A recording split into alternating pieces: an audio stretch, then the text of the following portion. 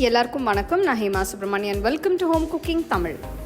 இன்னைக்கு நம்ம 2 டிஃப்ரெண்ட்டான கிட்ஸ் ரெசிபீஸ் தான் பார்க்க போகிறோம்.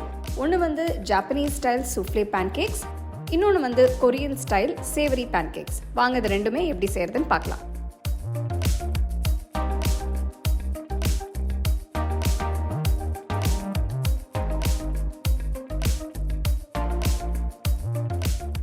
சூஃப்லே பேன்கேக் செய்ய முதல்ல முட்டையோட வெள்ளை மஞ்சள் கருவை தனித்தனியாக பிரித்து எடுத்துக்கலாம்.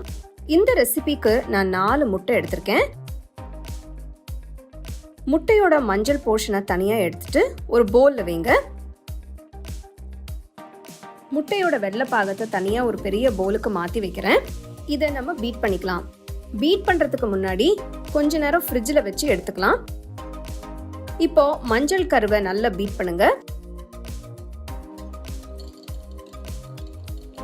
நல்லா கலந்ததும் கொஞ்சம் பால் ஊற்றிக்கலாம். நான் இங்கே காய்ச்சி ஆற வச்ச பாலை 7 டேபிள் ஸ்பூன் எடுத்திருக்கேன்.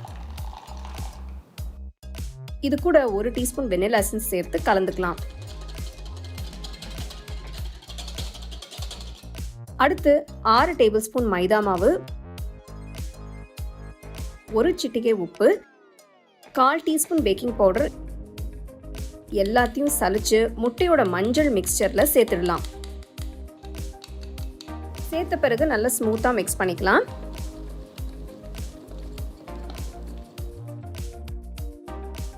அடுத்து ஃப்ரிட்ஜில் வச்சு சில்லுன்னு இருக்கிற எக் ஒயிட்ஸை பீட் பண்ணிக்கலாம்.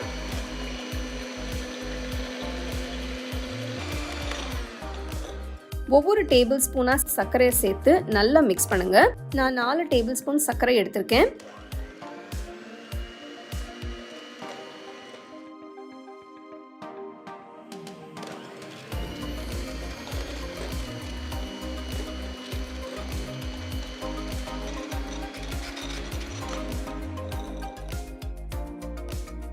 பாருங்க, நல்ல ஃப்ளஃபியா வந்திருக்கு. இந்த மாதிரி வர வரைக்கும் நல்லா பீட் பண்ணுங்க. நம்ம கிட்ட தனித்தனியா மிக்ஸ் பண்ண எக் ஒயிட்ஸும் எக் யோக்ஸும் இருக்கு. ஒயிட்டை கொஞ்சம் கொஞ்சமா யோக்ஸ்ல சேர்த்து மிக்ஸ் பண்ணலாம். பாருங்க, நான் எவ்வளவு கொஞ்சமா எடுத்து சேர்த்து மிக்ஸ் பண்றேன்னு. இதே மாதிரி நீங்களும் செய்யுங்க, கரெக்டா வரும். இப்போ பாதி கலந்துட்டோம். மீதி இருக்கிறதும் சேர்த்து இப்போ நல்லா மிக்ஸ் பண்ணிக்கலாம். ரொம்ப ஃபாஸ்ட்டாக ஹார்ஷாக கலக்காதீங்க. சாஃப்டாக மெதுவாக கலந்து விடுங்க. அப்போ தான் பேன்கேக்ஸ் நல்ல ஃப்ளஃபியாக வரும்.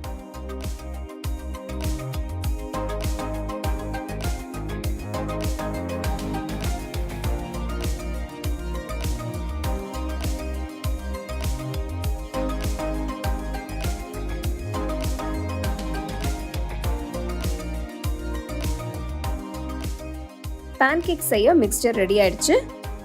ஒரு தவாவை சூடாக்கி கொஞ்சமா ஆயில் ஸ்ப்ரெட் பண்ணுங்க. எக்ஸஸ் ஆயில் இருந்தா ஒரு டிஷ்யூ வச்சு தொடச்சி எடுத்துடலாம். 1 ஸ்பூன் யூஸ் பண்ணி மாவை எடுத்து பேன்ல போடலாம். ஒரு தடவைக்கு 1 டேபிள் ஸ்பூன் அளவு எடுத்து மெதுவா பேன்ல போடுங்க. அதுக்கு மேல இன்னொரு டேபிள் ஸ்பூன் ஊத்துங்க. அதுக்கு மேல இன்னொரு டேபிள் ஸ்பூன்னு 3 தடவை 3 லேயரா செய்யுங்க. பாருங்க, இந்த தவால நான் 2 பேன்கேக் செய்றேன். நான் செய்கிற மாதிரியே நீங்களும் செய்தீங்கன்னா உங்களுக்கு கரெக்டாக வரும். பேனில் 1 இல்லைன்னா 2 டீஸ்பூன் தண்ணியை ஊற்றிக்கலாம். பேனை மூடி வச்சு ஸ்டோவை லோ ஃப்ளேமில் வச்சு ஒரு 2 நிமிஷம் வேக விடலாம். 2 நிமிஷம் கழித்து மூடியை ஓப்பன் பண்ணி இன்னொரு டேபிள் ஸ்பூன் மாவு எடுத்து வெந்துட்டு இருக்கிற பேன்கேக் மேலே மெதுவாக ஊற்றுங்க. கரெக்டான டைமில் செய்கிறது ரொம்ப முக்கியம். ரொம்ப வெந்துடுச்சுன்னா ஃப்ளஃபியாக இருக்காது, ஃப்ளாட் ஆகிடும். இன்னொரு டீஸ்பூன் தண்ணி ஊற்றி மறுபடியும் மூடி வச்சு குக் பண்ணுங்க.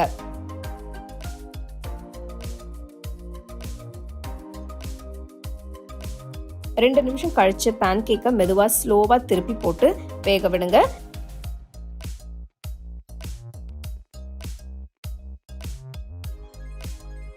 பேன்ல 1 இல்லைன்னா 2 டீஸ்பூன் தண்ணியை ஊற்றிக்கலாம். மறுபடியும் பேனை மூடி வச்சு ஸ்டோவை லோ ஃப்ளேமில் வச்சு ஒரு 2 நிமிஷம் வேக விடலாம்.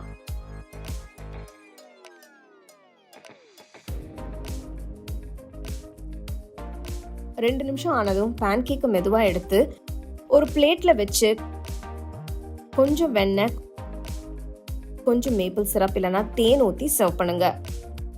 நான் இங்கே சொன்ன அளவுக்கு நீங்கள் 5லேருந்து 6 பேன்கேக் செய்யலாம். உங்களுக்கு இன்னும் அதிகமாக செய்யணும்னா அதுக்கு தகுந்த மாதிரி அளவை அட்ஜஸ்ட் பண்ணி செய்யுங்க.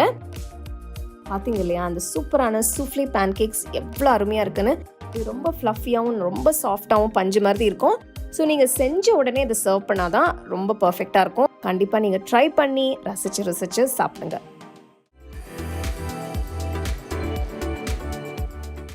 ஒரு பவுலில் 1/2 கப் மைதா சேர்க்குறேன், 1/4 கப் அரிசி மாவு, 1/2 டேபிள் ஸ்பூன் சோள மாவு, 1/4 டீஸ்பூன் பேக்கிங் பவுடர் போடுங்க. எல்லாம் சேர்த்து நல்லா மிக்ஸ் பண்ணி எடுத்து தனியாக வச்சுருங்க. இந்த ரெசிபி பண்ணுறதுக்கு நான் இன்னைக்கு 4-5 டிஃப்ரெண்ட்டான வெஜிடபிள்ஸ் எடுத்திருக்கேன். நான் எனக்கு பிடிச்ச காய்கறியை எடுத்திருக்கேன். நீங்கள் உங்களுக்கு பிடிச்ச காய்கறியை நீங்கள் யூஸ் பண்ணிக்கலாம். ஒரு பவுலில் 1/2 கப் முட்டைகோஸ் துருவினது, நெக்ஸ்ட் 1/2 கப் பர்பிள் கலர் முட்டைகோஸ் எடுத்திருக்கேன். 5 மஷ்ரூம் மெலிசா நறுக்குனது ஆட் பண்ணுறேன். அடுத்து மெலிசா நறுக்குன பாலக்கீரை சேருங்க. நான் இன்னைக்கு சிவப்பு அப்புறம் மஞ்சள் 2 விதமான குடமிளகாய் எடுத்திருக்கேன். நெக்ஸ்ட் நான் 1 கப் பொடியாக நறுக்குன வெங்காயத்தால் வெங்காயமோட சேர்க்குறேன். வெங்காயத்தால் இல்லைன்னா நீங்கள் நார்மல் வெங்காயம் கூட யூஸ் பண்ணிக்கலாம்.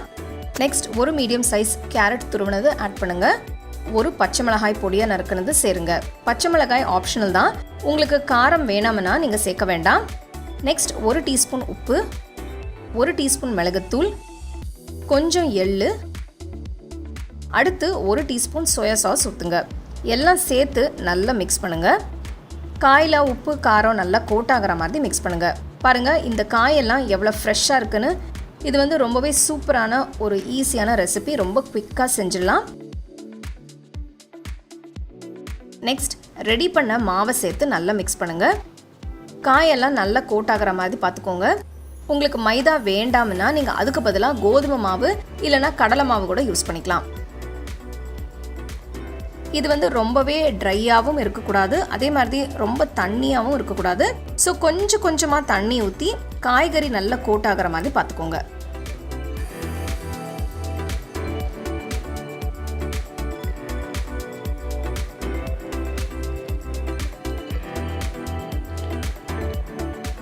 இந்த டைமில் உப்பு காரம் செக் பண்ணிவிட்டு வேணும்னா ஆட் பண்ணிக்கோங்க.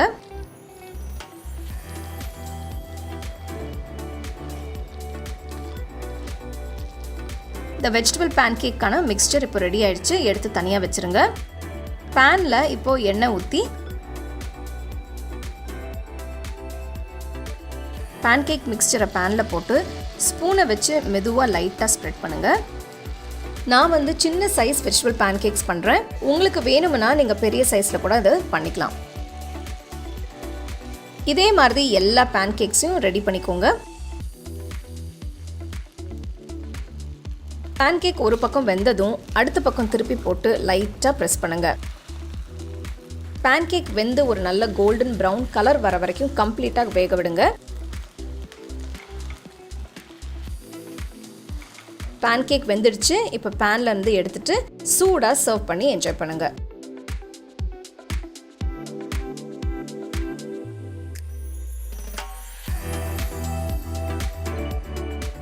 இந்த வெஜிடபிள் பேன்கேக்கை இன்னைக்கு லைட் சோயா சாஸோட சர்வ் பண்ணுறேன். நீங்கள் கெட்சப் வச்சு கூட சர்வ் பண்ணலாம், ரொம்ப டேஸ்டாக இருக்கும்.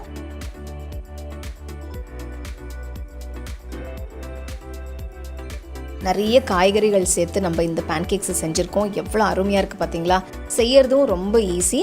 ஸோ குயிக்காக ஏதாவது செய்யணும், ஒரு ஈவினிங் டிஃப்ரெண்ட்டாக ஏதாவது ஒரு டிஃபன் செய்யணும்னு நினச்சிங்கன்னா இந்த மாதிரி செஞ்சு நீங்கள் என்ஜாய் பண்ணலாம். கண்டிப்பாக ட்ரை பண்ணி பார்த்துட்டு உங்கள் ஃபேமிலி ஃப்ரெண்ட்ஸோட ஷேர் பண்ணுங்கள். ஸ்கூல் முடிச்சுட்டு வீட்டுக்கு வரும்போது பசங்க நல்லா பசியோடு வருவாங்க. அந்த நேரத்தில் இந்த மாதிரி ஏதாவது ஒரு டிஃப்ரெண்ட் வெரைட்டியான ஸ்நாக்ஸ் செஞ்சு கொடுத்தீங்கன்னா ரொம்ப விரும்பி சாப்பிடுவாங்க. கண்டிப்பாக நீங்கள் ட்ரை பண்ணிவிட்டு எப்படி இருந்தது எனக்கு சொல்லுங்கள். உங்களுக்கு இந்த ரெசிபி பிடிச்சிருந்தா லைக் பண்ணி ஷேர் பண்ணி ஹோம் குக்கிங் தமிழ் சேனலுக்கு சப்ஸ்கிரைப் பண்ணுங்கள். மறக்காமல் பெல் ஐக்கானை கிளிக் பண்ணுங்கள். The second edition of our home cooking book is now available on our website 21frames.in. I'll give you the link in the description. You can go and check it out. The book is currently available only in India for now, so you can place your orders on 21frames.in.